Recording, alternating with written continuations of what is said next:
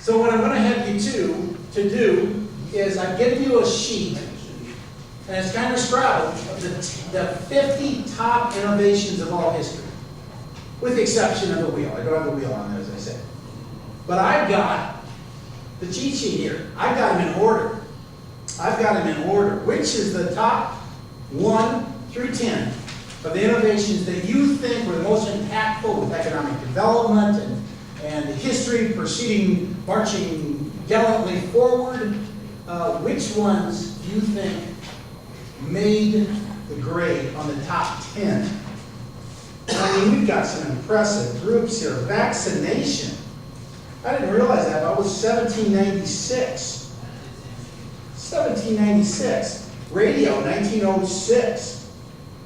Of course, the telegraph. I always thought the telegraph got a short duration kind of thing. 1837.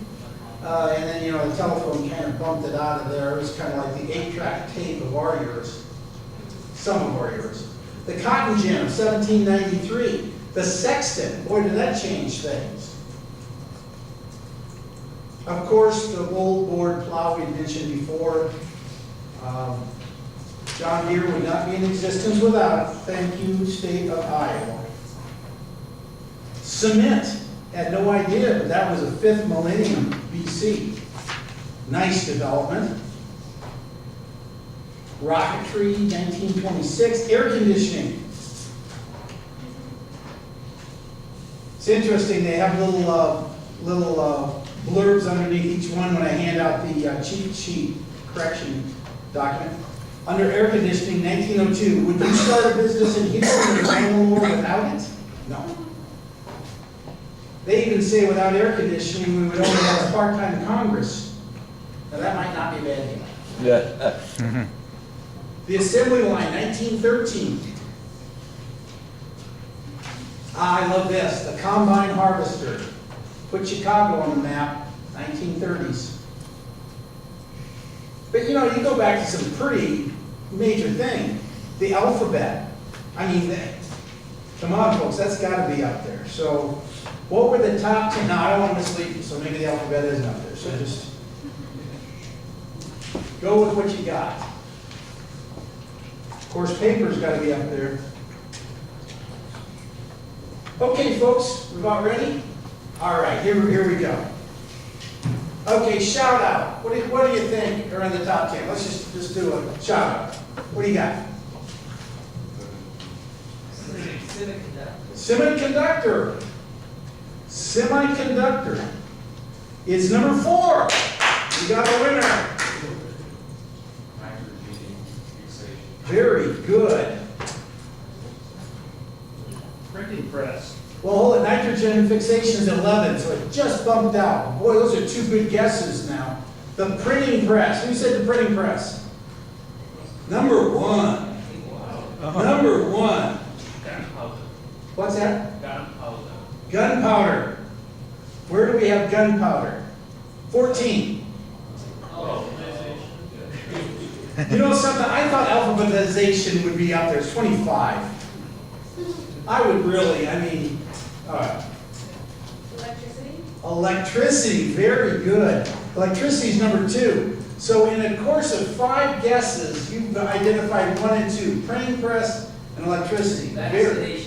Oh my golly, you're nailing them now. 8. How many we got already? We got printing press, electricity. Did we say penicillin? Never mind. Vaccination. What else? Paper. 6. Boy, you're awfully good. This must be a group of innovators. Semiconductors. Number 4. How would we count? Just a second. This may be a record of some sort. We've had about 10 guesses, and 7 of them have been nailed. Top 10. Internal combustion. Which one? Internal combustion engine. Internal combustion engine. One of my favorites. It is not. Internal combustion engine is 18. Internet. Very good. Number 9. Now that's pretty impressive. This goes back Yeah, that's 9,000 years. Well, it might be a little prejudiced, but Number 9 is not bad for our era. That's our biggest contribution. 1960s, the internet. Because most of us weren't alive when electricity was invented. What about a compass? The compass. You know, I was surprised. The compass is 22. Steam turbine, I think, should be on the top 5, but it isn't. It's in the 20s. Sextant. You're only missing one. You're only missing one. I'm just going to give you a couple more guesses. What is the thing, and it has to do with Galileo? Oh, Pescador? Well, no, he didn't create pasteurization. That was Louis Pasteur. Optic lens. Optic lens, yeah, optic lens. Very good. Give yourself a hand. You did great. Yeah, 15 guesses, nailed 10 of them? Oh my golly, this is the most innovative group I've ever talked to. Now, I don't even want to go into the 5 steps on the printing press. Because I don't know what. What was it, Gutenberg? Yes. Had to face. I mean, I don't think those cloistered monks really came down and gave him all kinds of heck. Could you just read out the top 10 in order? Sure. The top 10, as designed by a very impartial panel of historians, medical professionals, business professionals, say number 1, printing press, 1430. The printing press was nominated by 10 of our 12 panelists, 5 of whom ranked it in their top 3. Dyson, who's one of the people on the panel, described this invention as a turning point in which knowledge became freely replicating and quickly assumed a life of its own. Number 2, electricity, late 19th century. And then there was light. Numbers 4, 9, 16, 24, 28, 44, 45, height. And most of our modern life was created by this invention. Penicillin, 1928, accidentally discovered though antibiotics were not widely distributed until after World War II, when they became the silver bullet for many number of formerly deadly diseases. Semiconductor electronics, mid-20th century, we lived through most of that too here. The physical foundation of the virtual world. Optic lenses, 13th century. Refracting light through glass is one of those simple ideas that took a mysteriously long time to catch on. The Romans had a glass industry. There's even a passage in Seneca about the optical effects of a glass bowl of water. But it was centuries before the invention of eyeglasses dramatically raised the collective human IQ and eventually led to the creation of the microscope and telescope. Paper, 2nd century. The idea for stamping images is natural if you have paper, but until then is economically unaffordable. The internal combustion engine, I'm sorry, people said internal combustion engine, didn't you? Well, that's number 7, I'm sorry. Turned air and fuel into power, eventually replacing the steam engine, which is number 10 on our list. Vaccination, 1796. The British doctor Edward Jenner used the cowpox virus to protect against smallpox in 1796. But it wasn't until Louis Pasteur developed a rabies vaccine in 1885 that medicine and government began to accept the idea that making someone sick could further reduce illness. The internet, 1960s, the infrastructure of the digital world, and finally, last but not least, the steam engine, 1712. Powered factories, trains, and ships that drove the Industrial Revolution. Tell you a little story. I was in a mining museum in the Harz Mountains in Germany. And they had been mining silver there for centuries, back in the 1200s. And they kept meticulous notes, as only the Germans can. So we're in this mining museum, and this gentleman goes, I want to read you a passage from the 1600s.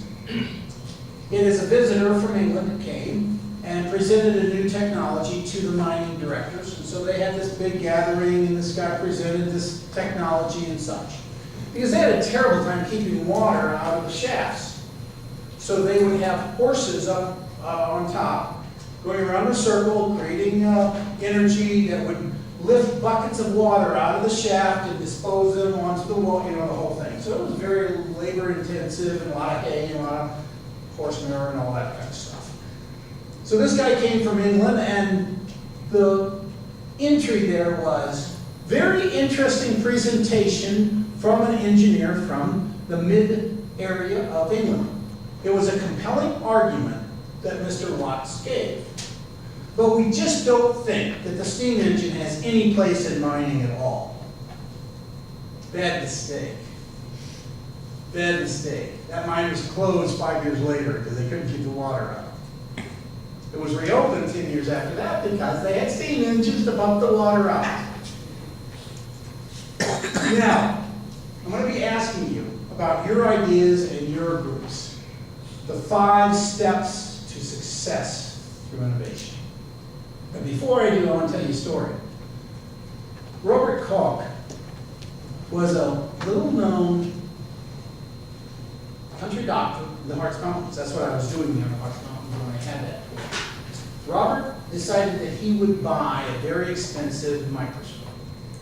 And he started doing experiments on his own, but it was in the wee hours of the morning after he worked like 12 hours being a medical professional for the miners and such. And he thought he saw a relationship between these very small little items called viruses and illness. There was never a causal link to that. So he wrote a paper, and then he wrote another paper. First one was rejected, the second one was rejected, the third one was rejected. He persisted and sent it to Berlin, where the Academy for Sciences held sway. And they got so upset with him, they cut his subsidy by half. He wasn't making that much to begin with. They cut his subsidy by half and said, stop this stuff. Now get another job that makes a difference, not this silly stuff. But he persisted. That was in 1885. In the year 2000, or in the year 1900, he got a knock at the door. It was Louis Pasteur. And he came and said, I want to try to replicate the things that you're saying in your papers. And they worked together for 6 months, and he was able to replicate and publish under his name everything that Robert Koch had said. Now, if you take a medical education discipline, you will read and study the Koch postulates, which are the guiding strokes to how certain viruses create disease. Anthrax was one of them. In 1905, he was given the Nobel Prize for medicine, some 20 years after he made his first discovery. Innovation, my friends, is not always friendly. Innovation is not always safe. Innovation can be a threat to others and ultimately reflecting back to you. What you're doing today and with your life this summer and into the future is needed. We cannot afford to be a stable, stagnant economy. We need innovation. We also need stability. So with that, just a few comments on the 5 steps and what you're facing in your group, and then in 3 minutes we're going to adjourn. Anybody? Doctor, I'd love to hear what you have and the challenges you might have with the research you're doing.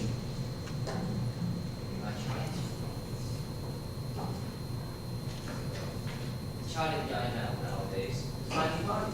Even though we have a lot of good ideas, but getting money is probably the most difficult. Convincing people to invest and research.